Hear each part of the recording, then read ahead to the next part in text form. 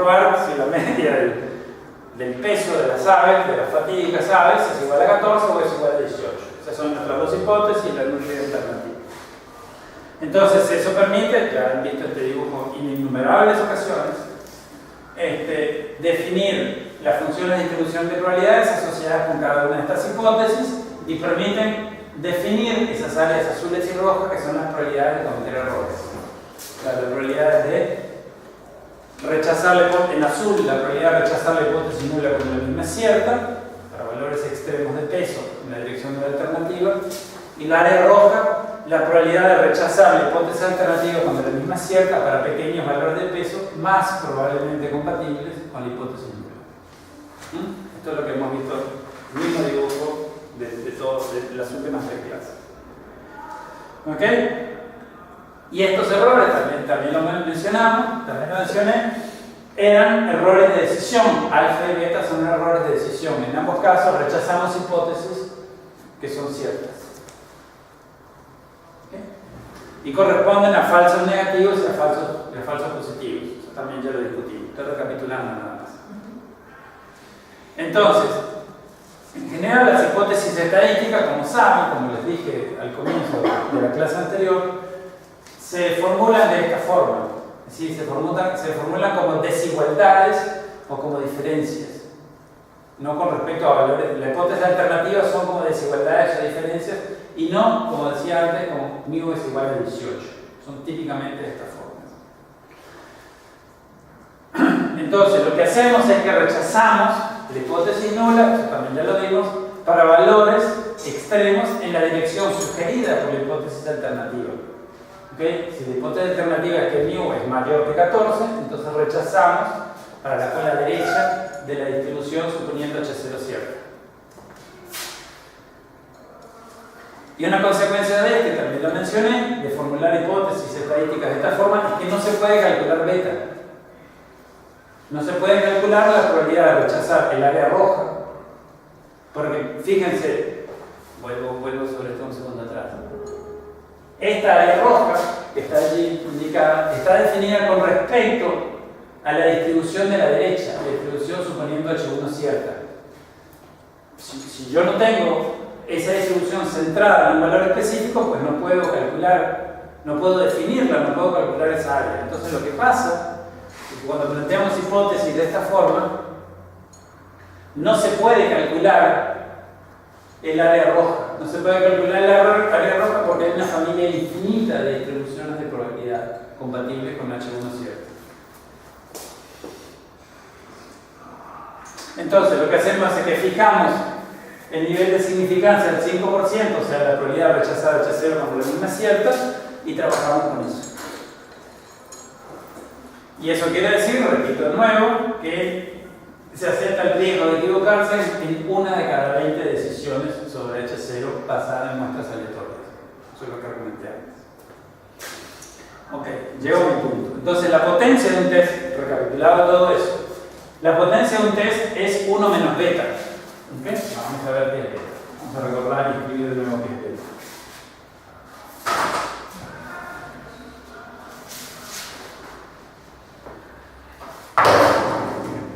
Entonces, beta es la probabilidad de rechazar H1 cuando H1 es cierto. Este es el estado de la realidad. Esta es mi decisión. ¿Sí? Entonces, 1 menos beta, que le dan el nombre de esta letra griega, pero no importa, no se llama la potencia, no es lo mismo. A 1 menos beta, eso es igual a la probabilidad de aceptar H1 dado, es el estado de realidad que no cambia, que H1 es cierto. ¿Okay? Es decir, esto no es un error, por supuesto. Aquí estoy aceptando una hipótesis que es cierta. Esto es exactamente lo que busco. Y en este caso específico es detectando un efecto que existe. Es lo que quiero, que es mi verdadero objetivo en la vida. Yo postulo que un efecto, que una diferencia existe, entonces lo que quiero es tratar de detectarlo en función de mi data. si mis datos me permiten detectar eso. Entonces, lo que se desea naturalmente, como esto es la probabilidad de detectar efectos existentes, uno lo que desea es que esta potencia sea muy alta. Yo lo quiero tener una gran chance de detectar efectos que existan. Ese es uno de mis objetivos reales existentes. Entonces, el asunto es, dado que no podemos calcular beta, por las razones que le dije en las hipótesis estadísticas, obviamente no podemos calcular la potencia, que depende de beta, es 1 menos beta. Entonces, el asunto es cómo se calcula la potencia, eso es lo que les quiero explicar. ¿Sí? No puedo calcular beta. Como no puedo calcular beta, no puedo calcular la potencia. Es decir, no puedo calcular la probabilidad de detectar efectos existentes en los datos. No puedo.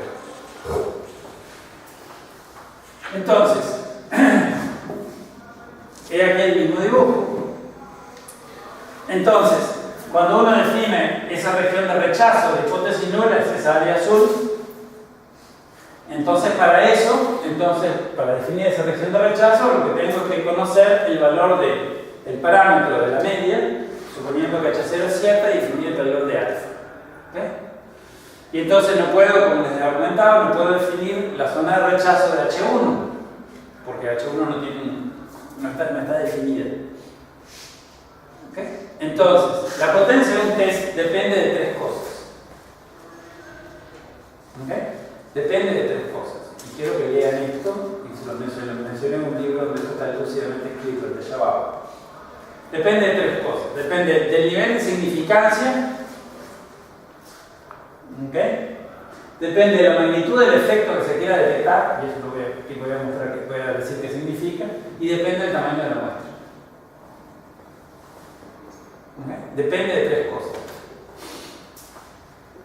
Voy a mostrar. El efecto del nivel de significancia. Entonces, vuelvo con el ejemplo que estaba mencionando. Entonces, el área roja es beta, es la probabilidad de rechazar H1 cuando H1 es cierta. Entonces, 1 menos beta es la potencia, es esto que está aquí. Es esto que está aquí. Esto es 1 menos beta. Desde aquí hacia la derecha. Pero con respecto a esta distribución, suponiendo H1 cierta, eso es la potencia del test. ¿Okay? Entonces, si yo cambio, ¿qué es alfa? Alfa es la probabilidad de cometer el error de tipo 1. ¿No? Es esa área azul. ¿Me siguen? Si yo reduzco alfa, ¿cómo reduzco alfa? Bueno, la forma de reducir alfa es moverse hacia la derecha. Mover este punto crítico hacia la derecha. Si yo reduzco alfa, aumento beta. Si yo aumento beta, reduzco la potencia. ¿No? ¿Me siguen o no me siguen? Si yo reduzco alfa, el área roja aumenta. Si el área roja aumenta, la potencia que su complemento disminuye. ¿Ok? ¿Sí?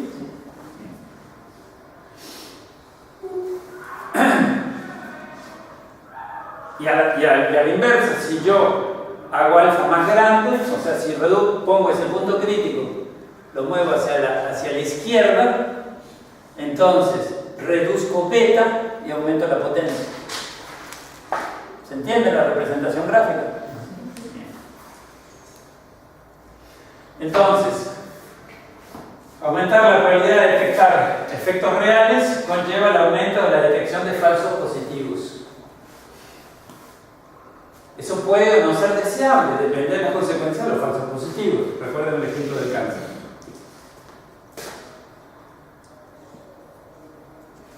Entonces, en general, cambiar el nivel de significancia altera la posibilidad de detectar efectos tanto reales como no reales. ¿Okay? Y en general, debido a estas dependencias, hay un problema de la animación. Debido a estas dependencias, la potencia de un test se calcula por simulaciones. Déjenme mostrar eso, decir por qué eso es así, ilustrando lo que se llama la magnitud del efecto. ¿Ok? Este es el mismo dibujo de antes. Entonces, la magnitud del efecto, ¿qué es? Es la diferencia entre la hipótesis nula, lo que suponemos que es cierto, y la hipótesis alternativa, en este caso la diferencia entre las medias. Entonces, estas llaves que están indicadas ahí, ¿okay?, representan para varias de esas distribuciones la magnitud del efecto que uno quiere detectar. Yo quiero detectar mi media es igual, la media según H0 cierta es igual a 14. Supongamos que yo quiero detectar una diferencia de 1 gramo. Entonces, entonces yo quiero detectar una diferencia de 1 gramo. Entonces eso quiere decir, ¿okay?, es muy exigente. Eso quiere decir que H0 es igual a 14 y que H1, en este caso, si yo quiero detectar una diferencia de 1 gramo, es igual a 15. Esa es, en otras palabras, la magnitud real del efecto del cambio de la media del peso que yo quiero detectar, de 1 gramo. Yo puedo querer detectar otra magnitud de efecto, por ejemplo, de 2 gramos. O un cambio de 1 gramo, a veces, bueno, la disminución de 1 gramo también es posible. La magnitud del efecto que quiero detectar es la diferencia entre las medias postuladas para H0 y para H1. Entonces, ¿se entiende la idea? Esa es la definición de magnitud de efecto. Entonces, como formulada H1 de esa forma, no podemos definir cuál es el centro de la distribución, sino podemos calcularlo para diferentes valores de H1, suponiendo que la magnitud del efecto que usted quiere detectar es de tanto, yo le puedo calcular la potencia. Si suponiendo que H1 es igual a 15, o a 16, o a 17, o a 18, o a 18,1, o a 18,2, yo se lo puedo calcular por simulación. Digo por simulación porque todas estas hipótesis son compatibles con esa formulación de hipótesis alternativa. Entonces, yo puedo calcular esto por simulación, dependiendo de la magnitud de efecto que uno quiera detectar. Y esa magnitud del efecto, eso lo vamos a ver después, tiene una directa interpretación en términos del problema planteado. Eso lo vamos a ver en prácticos en el tema 6 o 7. 6. ¿Okay? Aguántenme eso por ahí. Entonces, en general, se requiere un test de mayor potencia cuanto menor sea la magnitud del efecto que yo quiera detectar. Es decir, requiere un test muy sensible, con mucha potencia, para detectar una pequeña diferencia entre 14 y 15. A medida que más pequeña sea la potencia, más pequeña sea la magnitud del efecto que quiero detectar, necesito un test más potente. Es como si para detectar dos estaciones de radio que están muy cerca, ustedes necesitan una antena muy potente, muy capaz de discriminar entre las dos. ¿Ok? Entonces, es exactamente la misma noción. Y el efecto del tamaño de la muestra, que en general, al aumentar el tamaño de la muestra, lo que ya discutimos, se disminuye el error estándar y se aumenta la capacidad de rechazar H0, o sea, de detectar efectos. ¿Okay?